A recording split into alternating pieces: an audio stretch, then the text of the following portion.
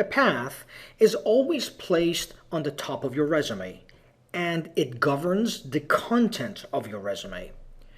Now, we learned about the path in session number 4. And now that we're talking about the interview process, we want to talk about how the content of your resume that's governed by the path. You see, we create a path that goes on the top of your resume. The content of your resume follows that path. And we ensure that there's harmony between that path, the content of your resume, and what's discussed during the interview.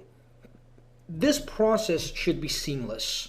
From the time you devise your path at step 2 and create your resume at step 4, you want to make sure there is a seamless, harmonious process so that then the information that's shared at the interview is really based upon the content that you've created on your resume.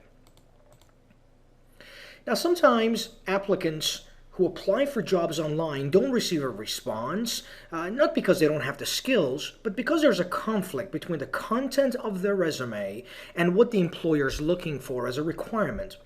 The content of your resume should not be written based on what you did in the past. And that's what sometimes applicants do, is they look into the past and they put everything that they think they've done onto the resume.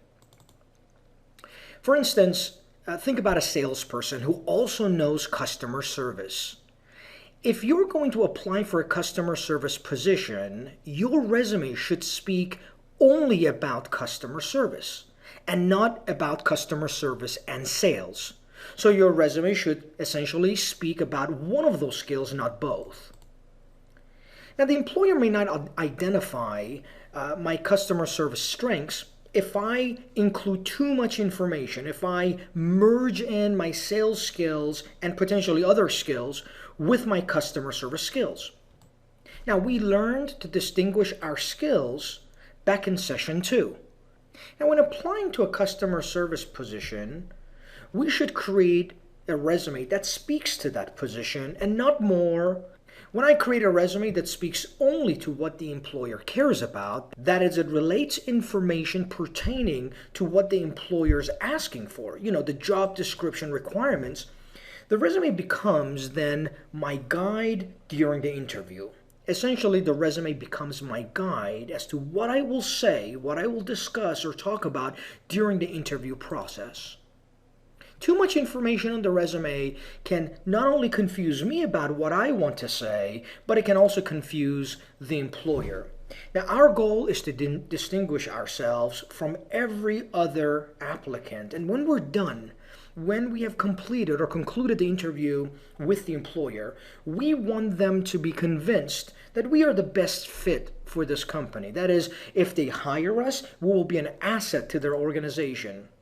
Therefore, when you construct your resume, only include information that can be used as a guide during the interview. Essentially, you want to extract only the information that you want to speak about that's relevant to this particular position. Relevancy is an important factor. If you are not relevant, if your skills of customer service are not relevant to precisely what that employer is looking for, then someone else will be relevant. So for that reason, we don't want to include other skills that we may bring to the table that will dilute the information that we're trying to convey during the interview with the employer.